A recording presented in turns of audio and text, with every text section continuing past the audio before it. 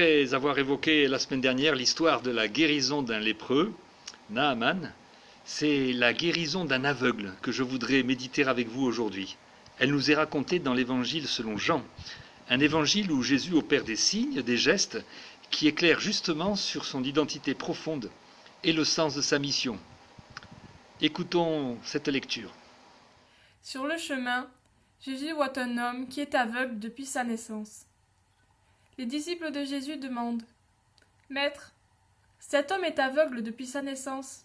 Donc, qui a péché, lui ou ses parents ?»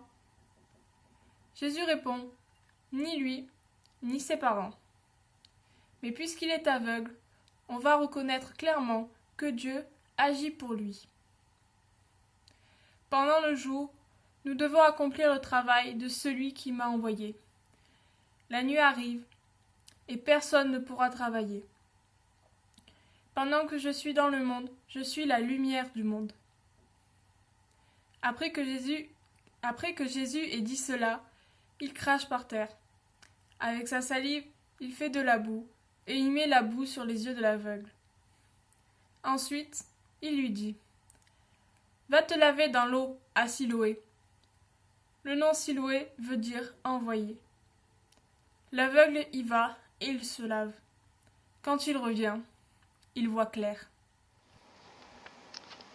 Tout le chapitre 9 de l'évangile de Jean tourne autour de cet acte de Jésus. Il a ouvert les yeux d'un aveugle de naissance. Aveugle de naissance, vous vous rendez compte ? Quelqu'un qui n'a jamais rien vu. Ni les couleurs, ni les visages de ses amis, ni le soleil couchant ou la lune qui se lève. Le jaune, le bleu, le vert, il n'a aucune idée de ce que c'est. On ne pourra jamais le lui expliquer, ni même le lui représenter.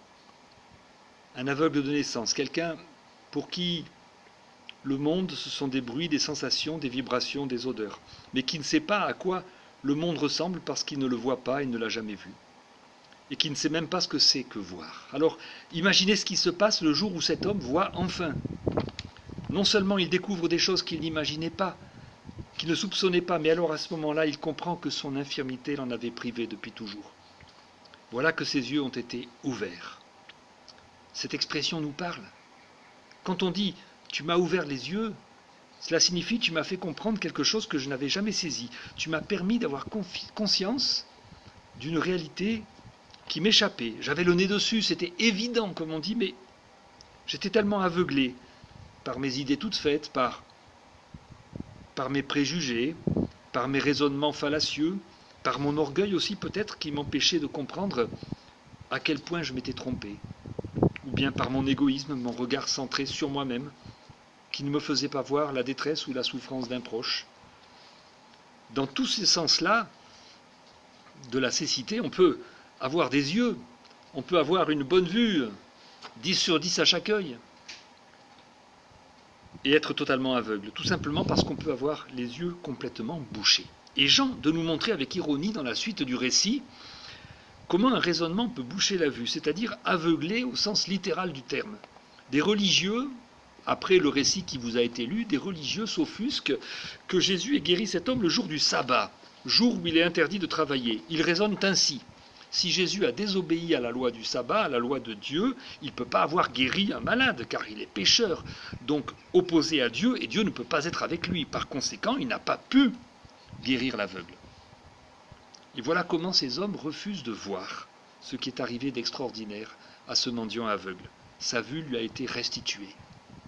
Le sabbat, c'est l'idée de s'arrêter, de remettre tout à sa place, tout en ordre, de cesser le rythme de vie auquel on est habitué pour enfin entrer dans le temps de Dieu, dans l'ordre voulu par Dieu, par le Créateur. Voilà le sens du sabbat. Mais il refuse d'écouter le témoignage de l'aveugle et celui de ses parents, qui ont peur d'ailleurs.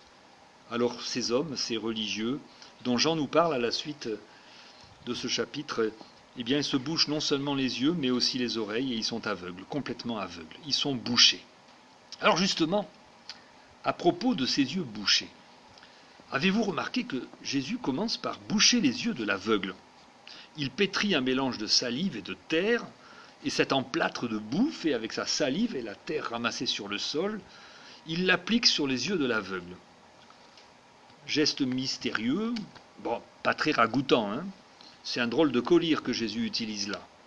Et les commentaires, alors, les autres études savantes du récit cherchent des explications un peu alambiquées. Par exemple, ce mélange de terre et de salive évoquerait la façon dont Dieu a créé l'être humain dans la Genèse. Il a créé Adam, vous le savez, de la poussière du sol, comme un potier façonne l'argile, et sur cette argile, il a soufflé son esprit de vie. Ainsi, le geste de Jésus évoquerait comme une création nouvelle. Et c'est vrai que sa salive, si elle évoque sa parole, est une puissance de guérison, une puissance de vie, de recommencement. D'autres commentateurs soulignent les vertus thérapeutiques que l'on prêtait à la salive dans l'Antiquité. Voilà des explications fort possibles, mais on oublie un détail d'importance. Ce n'est pas quand Jésus a enduit les yeux de l'aveugle avec cette boue que l'aveugle a été guéri et qu'il a enfin vu. C'est une fois qu'il s'est lavé là où Jésus l'avait expédié, à la piscine de Siloé, où Jésus l'avait invité à se rendre. Et si Jésus avait tout simplement voulu exprimer symboliquement cette vérité, tant que l'envoyé, c'est le sens du nom Siloé, souligne Jean, et ce n'est pas une précision gratuite, tant que l'envoyé du Père, le Christ, ne m'a pas ouvert les yeux, j'ai de la boue sur les yeux, j'ai un emplâtre qui me rend complètement aveugle. Et Jésus fait ici clairement allusion à ce constat répété que l'on trouve chez le prophète Isaïe dans le Premier Testament. Ils n'ont ni connaissance, ni intelligence.